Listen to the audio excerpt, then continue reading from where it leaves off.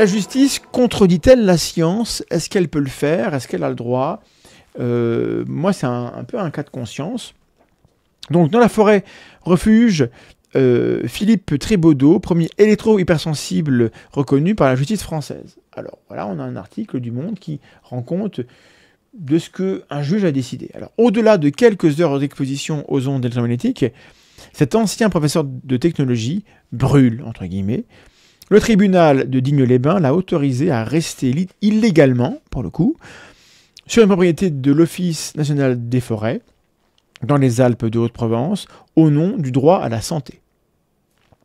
Donc on a un juge qui prend cette décision d'accepter une occupation illégale au nom du droit à la santé. Alors, c'est pas la première fois que la justice prend une décision qui a pour implicite de valider l'existence d'un lien de causalité parfaitement en désaccord avec ce que les sciences nous donnent à savoir.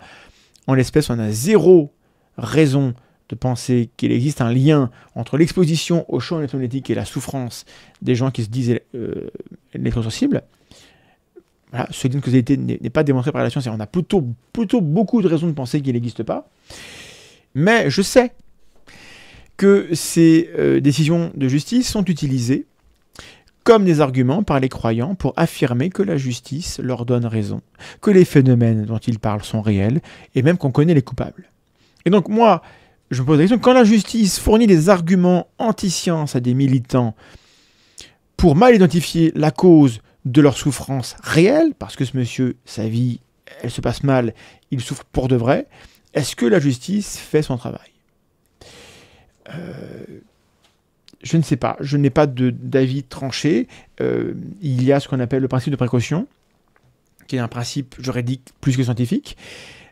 Si là-dessus vous avez des remarques ou des lumières juridiques à faire valoir, n'hésitez pas à commenter, ça m'intéresse beaucoup.